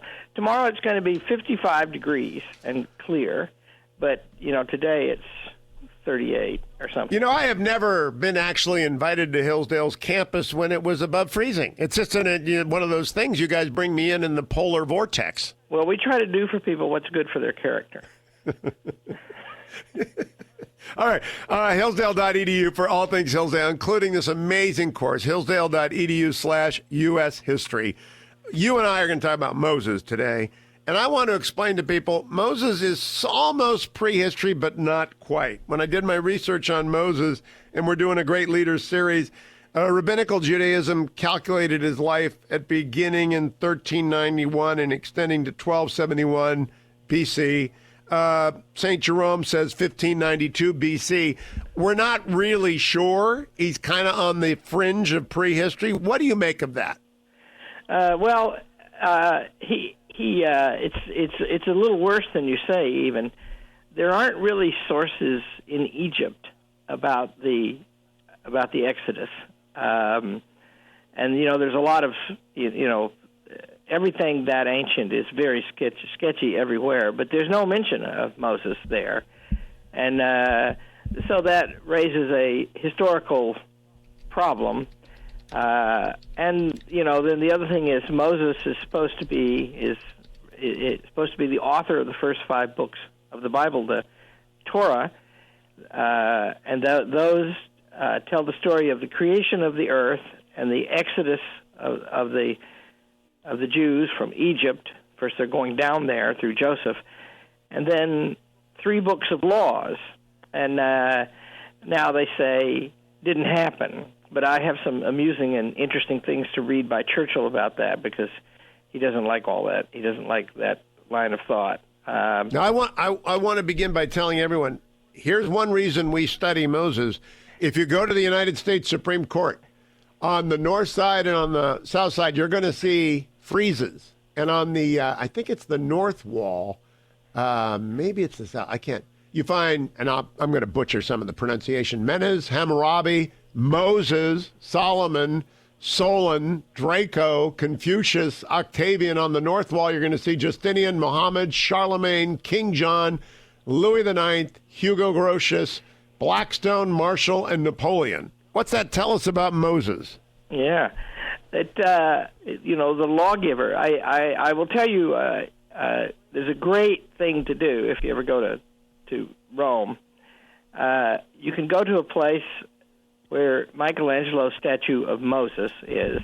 Oh, it's a St. Peter in chains. It just, it's stern. It's a grayer marble. He's sitting. He's got his hands a little bit like the posture of Abraham Lincoln in the Lincoln Memorial, but sterner and more erect. And then you can walk, a mile, and get to St. Peter's Basilica, and then look at the, very great carving of the Pieta, of the broken, destroyed Jesus on the lap of his mother. and the contrast between the gentleness and mercy of the one and of Moses is like a foundation. He's a founder, and whatever gets founded has to be fixed. And Jesus alters that with kindness. I've always thought that those two, Michelangelo was pretty good, as they say. And I think they make a contrast that's important. And the interesting thing, the third in that trio would be David to the north in Florence. And I think those are the three greatest sculptures I've ever seen. Yeah, they're my favorite, and they're I have an argument with my useless son-in-law that he likes another sculpting of David better, but that's because he's ignorant. All right, so why do we study Moses? Why is he on the Supreme Court? Well, it establishes. So there are two reasons. One is the story of the chosen people, which is the story of the Bible, leading to, in the Christian point of view, the Messiah, is one of the formative stories of history, and one of the greatest stories ever told, as they like to say. And that the fact that they did all that they went into bondage, that they were brought out, that there were miracles, and that they were equipped then and hardened to be a representative of God's providence. And you don't have to be a Christian to see that this story is presented in the Old Testament, or what we call the Old Testament. It's presented as a blessing to all peoples, that these people are chosen in this way. And I can't do better than Churchill. I'll read you why he thinks the story is the most significant thing, if I can find the darn thing. Churchill wrote an essay that's really good called Moses, Leader of a People. Didn't know that. Oh, yeah, and he wrote about everything. And this particular thing, it's one of his most interesting essays, and it was like some of his essays. It was ghostwritten.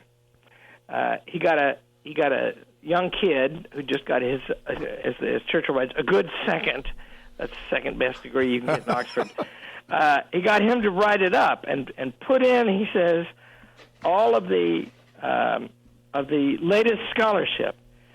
And Churchill reproduces that, and then he writes. Well, I'll get to the scholarship in a second. He says of Moses is put in the river in bulrushes because Pharaoh's killing all the Jewish babies, all the boys, and his wife saves him. His mother saves him, and puts him near Pharaoh's court, hoping that one of Pharaoh's daughters will adopt him, which is what happened. And then he's, however, not a Egyptian by inclination, and he sees an Egyptian beating a Hebrew, and he kills the Egyptian, and then he has to run for his life, and he runs across the Sinai Desert, very difficult place. Churchill calls that the minimum place, the place where it's the harshest environment where human beings can live. There are harsher environments with no people in those. And then he's called back. He sees the burning bush, and he's called back. And the burning bush is God talking to him directly. And then he saddles up, and he's going to go. And this is Churchill's description of that. The donkey is saddled. Zipporah, that's Moses' wife, the two children, and the family property are placed upon its back, and through the dust clouds and the blazing sunlight, the smallest, most potent, and most glorious of all the rescue forces of history starts upon its expedition. It's he may have had a ghostwriter, but I'll bet you he improved that sentence. Oh yeah, and you can tell this is one of the reasons this thing is charming is that you can tell where he differs from the he repeats what the ghostwriter, what this young scholar wrote for him, and then I'll read it to you. Wait until after the break. We'll come right back with Dr. Larry Arnn. The Hillsdale Dialogue is underway in a time of pandemic, in a time of plague of worry and fear. we are focusing on leaders. One of the great leaders of history, Moses. Arguably the greatest leader of history, other than Christ, if you were a Christian, is Moses. Some people would say David, but we'll continue the conversation with Dr. Arnn when we return to the Hugh Hewitt Show.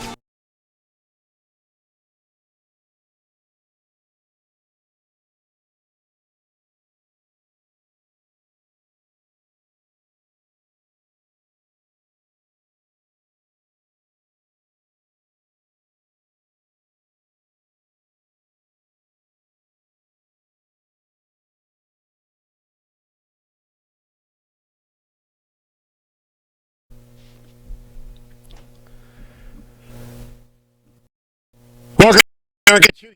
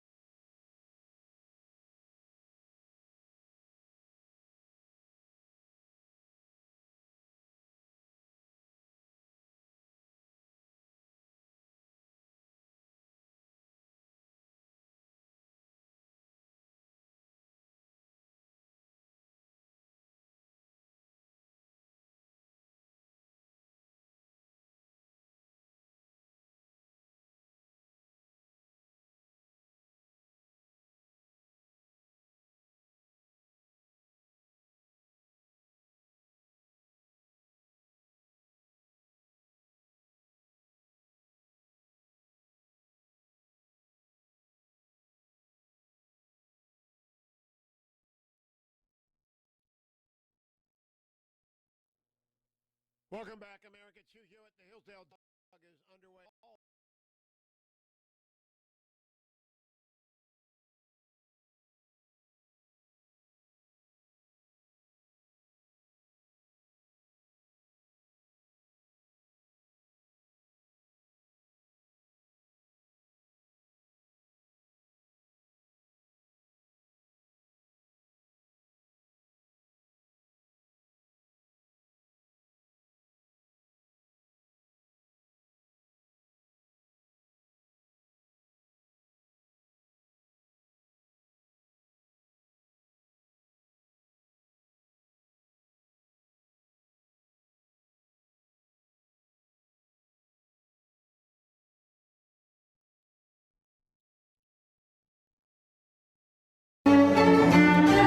Welcome back, America. It's Hugh Hewitt. The Hillsdale Dialogue is underway. All of the dialogues are collected at hughforhillsdale.com, and you've got a lot of time on your hands this April 2020 in an era of pandemic. You ought to go and listen to those or go to hillsdale.edu for their amazing online courses, especially if you're in high school, hillsdale.edu/U.S. History.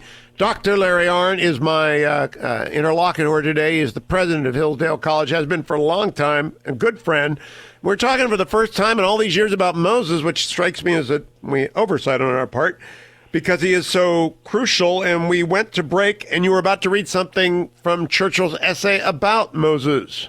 Churchill has just, in this essay, repeated scientific explanation, volcanoes and earthquakes and all kinds of things, explain the parting of the sea and the pillar of fire and smoke and all that led the Jews first to Mount Sinai, and then a circuitous 40-year route through the Sinai up to the Holy Land prepared for the chosen people. But after he's repeated all these, he says, all these purely rationalistic and scientific explanations only prove the truth of the Bible's story. It is silly to waste time arguing whether Jehovah broke his own natural laws to save his chosen people, or whether he merely made them work in a favorable manner.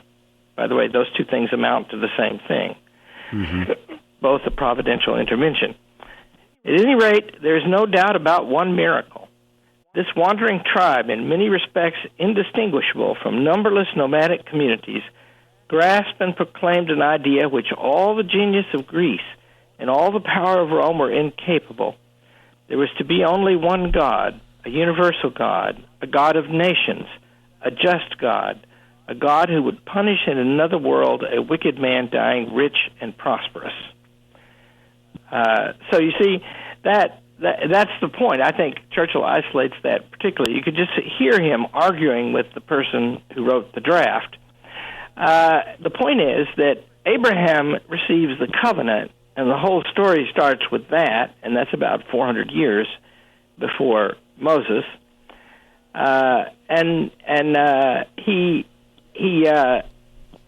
What he does is he takes a small band of people and he lives among another people.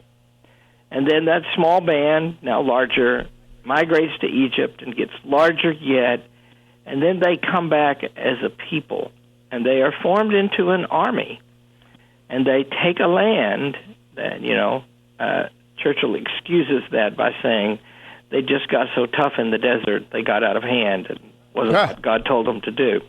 But it made them a force. If you know modern Israel, it actually is. It's a remarkable thing. The growth of Zionism that led to the creation of modern Israel.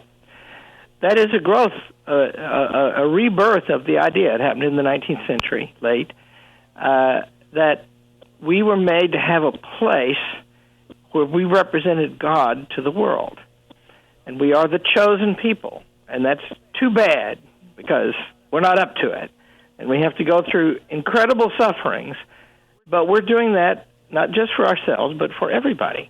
Can we marvel for a moment about Israel? I tell people the most inexplicable thing in human history is Israel, that it would be reformed as a state. And Walker Percy used to say, I'll stop believing in God when someone explains the Jews to me. I've only been there twice. I know you've been there more frequently than that. But a minute, Doctor. It's just inexplicable. But for God. There's and it's, so how will you put it? First of all, there's a place on the west side of Jerusalem where you can walk through a gate and you walk into the ancient world. You're inside the old city.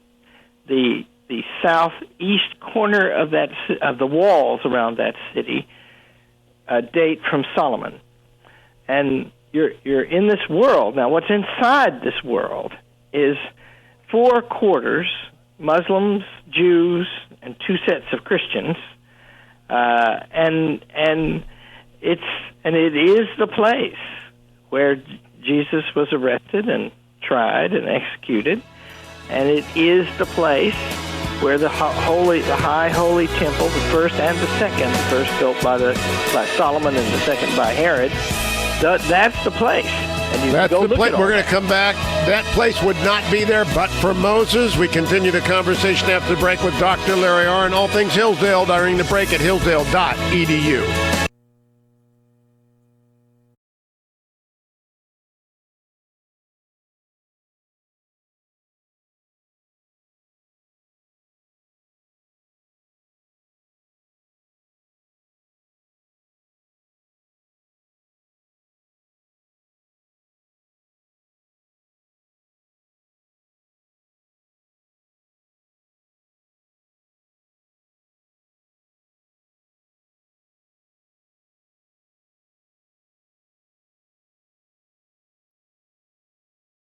Welcome back, America. It's Hugh Hewitt, the Hillsdale Dialogue, underway with Dr.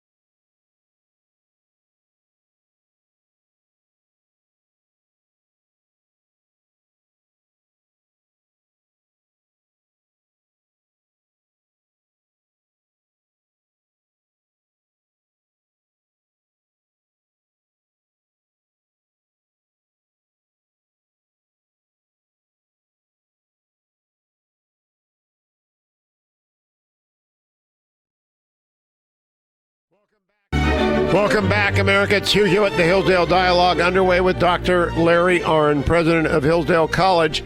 In this time of pandemic, grief, sorrow, and challenge, we are looking at great leaders, and Moses is the first one that we are doing after we did Lincoln and Churchill to inform our modern sensibility. We're reaching way back into almost prehistory.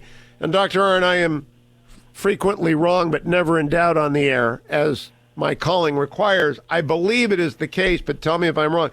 There is no historical evidence for Moses in archaeology, only our written scriptures, which are themselves great evidentiary texts, but they are not the archaeological texts that say Augustus Caesar left all around him. That's right. And there's, archaeological evidence about Jesus, about Pilate, for sure. What I think about that is this is very old, right? This is it's about 3,000 years ago, and everything, all the records we have of everything are scanty.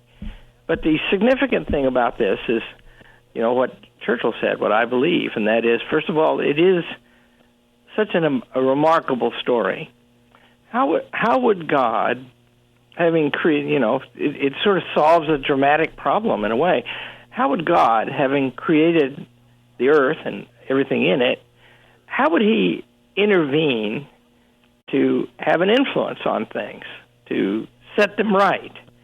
And the Jewish story is that's how he did it. He picked us, and he beat the devil out of us for a long time, and we deserved it, and we became his people, carrying his word. And we had a polity to carry that word.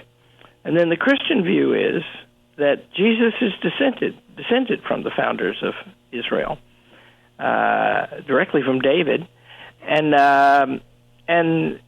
he took this message that they had, which is, and remember how remarkable it is. In this time, the idea that there's one God, just one, and there aren't even any subordinate gods, that's a simply unique idea.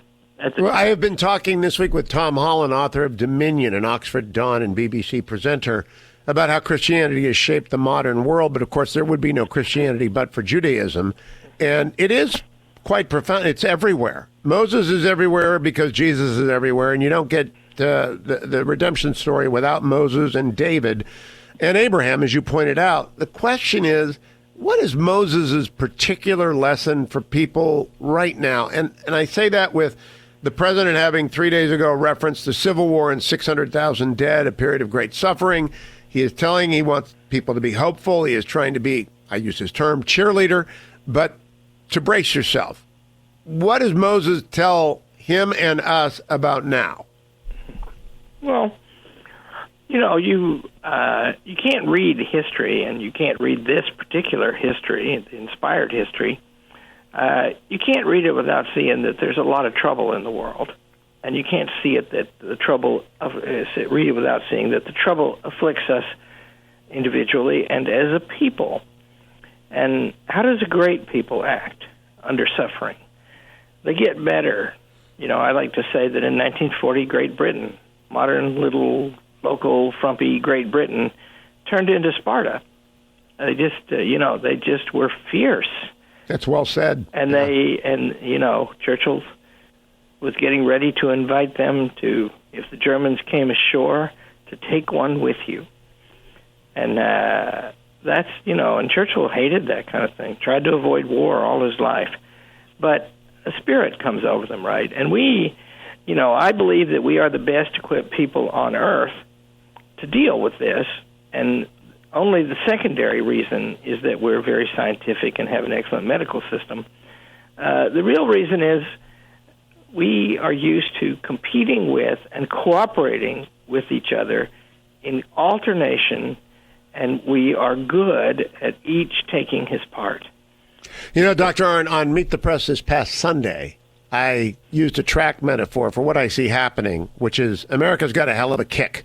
And I cited Eric Liddell from Chariots of Fire, the true story of the 1924 Olympics, and how Liddell would run with this amazing kick. I think freedom generally in the United States specifically has a hell of a kick, and that it's kicked in. Oh, I yeah. see it happening. Yeah. And we can get back to work, and there are things going on behind the scenes of this deal. It is what the first thing when I think about this virus thing is the first thing I think is it's stupid. Why is it stupid? Nobody's really sick around here. Well, some people are now, but not very many. And it can spread very fast. I know that. But the truth is, I've got this beautiful college here, and it's not full of students right now, which it should be. And so you hate that, right? On the other hand, do you know what appeals to those students? I mean, it's unbelievable. It's just inspiring to me. I went in to see about 50 of them who are still here. Most of them have gone home now. And I said, what should I do? It's spring break. I said, what should I do? Bring the kids back? And, I asked for a show of hands. There were 47 who said, yeah, bring them back right now. And I said, if I bring them back, you might be carrying bedpans and then having them cared for you. We might not be having college. We might just be dealing with sick people. And they said, yeah, that's what we do. This is a college. We've got to do that, right? And I don't get, everything I get is from them is, let's get back. What are we doing here, right? And I told them, I did this little video, and it's gone all over the place. And I just said, look, this is a test, character and intellect. It's a shame somebody talented and young to waste a single day. We have to learn as well by this means as we do all the time. Dr. Arnn, you told me about this was some time ago, years ago. You told me about the previous time that Hillsdale completely emptied of its students. And it was when Lincoln called for troops. That's right. Yeah. Yeah, and the college is pretty strong, and so it'll take us, another fortnight to go broke. But back then it was, they wondered about whether they could have college ever again. And we don't wonder about that. And the reason is that spirit. I got yesterday, there's this phenomenon. I had never heard of it before, but you can make a virtual choir. And our music fraternity, it's actually a bunch of women, but it's called a fraternity, and I am an honorary member, which is really odd. And they've not heard you sing. Yeah, they can sing like angels. And they sent me a choir performance of a old religious poem sung as a psalm, and it's just awesome, right?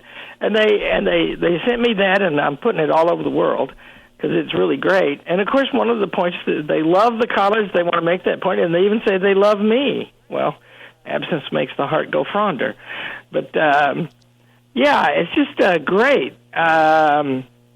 I will watch. Would you send that to me? I'll post it. Now, I want to go back to Moses for a moment because the coming weeks, again, the story of Moses will be told and celebrated around every Passover Seder, even socially distanced Seder or virtual Seders. They will tell the story of the Exodus.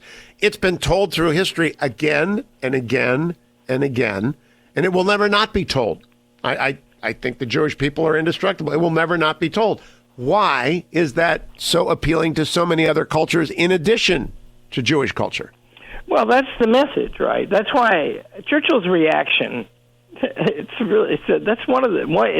everything he did is very interesting, but this is an extremely interesting thing because, he wrote his own stuff, right? Except for popular historical, great stories retold. He did a lot of things like that, and he got somebody to write them for him. And then he rewrote it, and you can see his hand in it, right? And his point is about this scientific explanation and no archaeological hogwash. Look at this story. It is a expression of the interplay of the divine and the natural, and it is supreme, right? Only the story of Jesus matches it, and this prepares the story of Jesus because Jesus needed a people who had the idea of one God to start in. And think about the particular situation of Jesus. The Romans, one of their arts, one of their high arts that made them as great as they were, is they were easy to live with because they didn't destroy your gods. They just added them to the pantheon, right. Pandemic, that's everything, right? And theos, God. So all the gods are in there, right? Well, the Jews wouldn't join up, and they were the ones who wouldn't join up. And so they were stubborn. God called them a stiff-necked people. And they were stiff-necked not only to God, they were stiff-necked to the Romans. To the point of the destruction of their temple. Yes. That's right. And they had this idea that there's one God and he's sending somebody. And the story could not have taken off without that preparation. And soon enough, 300 years, it conquers the Roman Empire. But that was a huge reversal, and it had to start somewhere. Now, in terms of what we take away from Moses, we'll use the last segment of that. I wonder what your first takeaway is, and we'll come back to the additional ones about leadership today and the example of Moses. Well, Moses is like Abraham. Moses is faithful. Repeated stories all through the wandering in the wilderness where they lose heart, and he's the one who encourages them and keeps them going. It's kind of mysterious in the Bible. Something happened at a place called Meribah about water. And when you read the story as it's told, you don't see that Moses did anything wrong. But in the afterlife, apparently he did, because that's why he's not allowed to go into the promised land. He just gets to get up on a hill and look over into it, because he made some mistake there. Well, in a way, that mistake is kind of essential, because there's no claim that Moses is divine. Correct. Moses is divinely appointed. That's different from Jesus. Hang on to that. We'll be right back. More of the Hillsdale Dialogue right after this. Don't go anywhere except at jobcreatorsnetwork.com, jobcreatorsnetwork.com. And that's where small businesses are rallying everywhere in the United States. Go and rally there. Make sure your voice is heard as a Phase 4 rescue package takes shape. Not sure when's going to pass. If it does, jobcreatorsnetwork.com will be there for you. You be there for jobcreatorsnetwork.com. Also, this weekend, you've got some downtime, some screen time. Don't forget Adam Carolla, Dennis Prager, NoSafeSpaces.com, NoSafeSpaces.com. You can watch it for 25% off if you use the code SALE25, SALE25. Now, let me remind you about ReliefFactor.com. I already took it in the first hour. I always remind you 3 times, but this time I want you to call them, 800-500-8384, and hit option 5. Tell them how ReliefFactor.com has helped you. I tell you every day how ReliefFactor.com helps me. I did my 8 miles yesterday, looking at 4 or 5 today, though yesterday was a run, today is a walk. But whatever you're doing, even if you've got degenerative disc disease as I do, no matter what it is, you get out there, 800-500-8384. Tell them, and then hit option 5 and just tell them your story. They'd love to hear it. At the same time, sign up for the trial pack, the starter kit, $19.95. $19.95. 800-500-8384, option 5 to tell your story of ReliefFactor.com and just get going on using it. ReliefFactor.com. Make this the weekend that you turn the corner. ReliefFactor.com. Get the starter kit. Come right back for more of Dr. Larry Arnn on the Hillsdale Dialogue.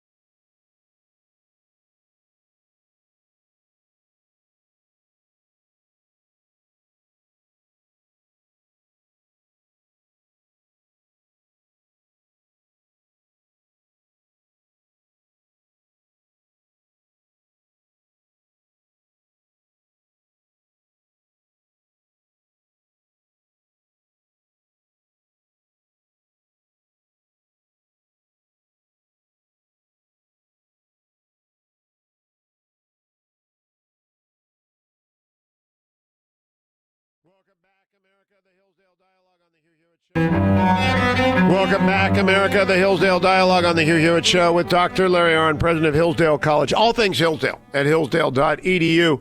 Moses was not perfect. He was a human leader, divinely guided, divinely inspired, but not perfect. In fact, he was given to anger. He killed a man. He was given to fear. He didn't want to go. He was given to not following orders. Dr. Arnn, he just as imperfect as every human leader is. And yet, the best of the bunch, right? He is the one. If somebody keeps faith, he's the one, and he almost always does.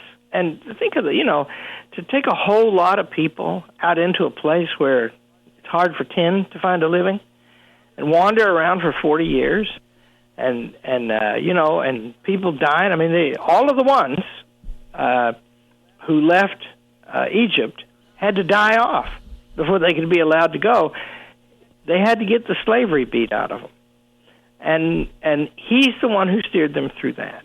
And it's a really remarkable thing. I mean, and isn't it, I don't know, if you read the Bible every day, the way I read it is, there's a lectionary, and it's comes from the Anglican Church, and it takes you through the Bible over a 2-year period.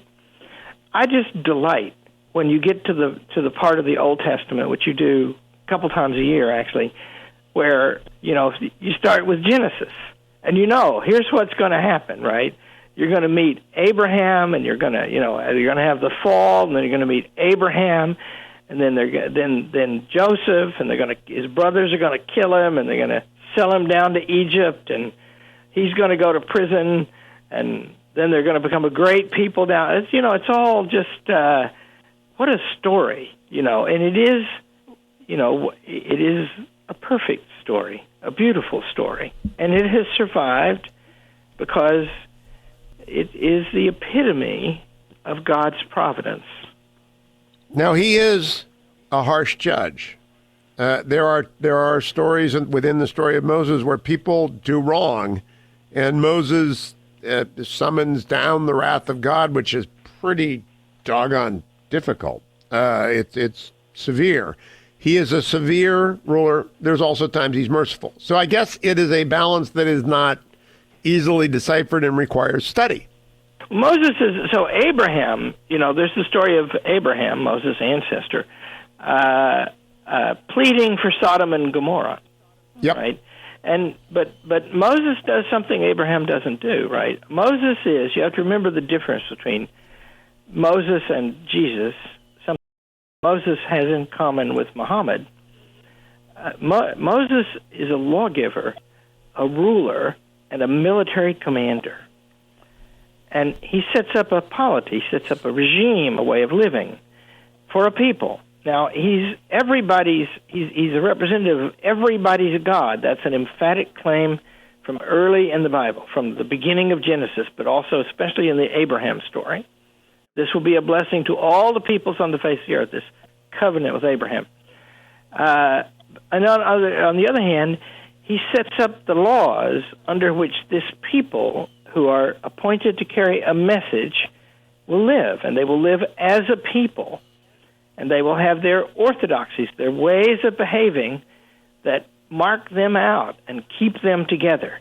And Moses establishes all of that, and it's the reason that the Jewish people have been able to persist all this time. Now, do you teach Moses at Hillsdale? Oh, sure. And I should thank you. Don Westblade, who's a senior professor at Hillsdale College and a brilliant man, wrote notes for me for all of this, and was going to be on this call, but he couldn't. And he's delightful. And so I don't. If I need help, I don't get some recent graduate. I get one of the most learned people there is to help me. and Don teaches Moses, and everybody has to take a course in theology, and that means everybody here reads about Moses, about his significance, about his story, and about the whole story of God, the one God. See, just remember, we Christians, the God we worship, is the first God to claim to be the God for all. Okay. Now I've got a minute and a half. I'm going to ask you a really easy question. Why anti-Semitism? I just finished watching Peaky Blinders. It has Oswald Mosley as a character. He's vile, as he was. Why? Where does it come? You literally have 1 minute, Dr. Arnn. Yeah, that's not too hard. The point is, they are a people who hangs on. They're scattered, but they hang on, and that makes them different. And the particular Jewish slanders, right, those stem from their necessary situation. They were not allowed to own land. They couldn't have a place, right, wherever they were. And so they go into finance, right, and then they're thought to be Shylocks and greedy. But the truth is, their return to Israel shows the real capacity of them, right? They're soldiers and farmers again, and they're good at it. And so, of course, the scattered people holding to their own creed.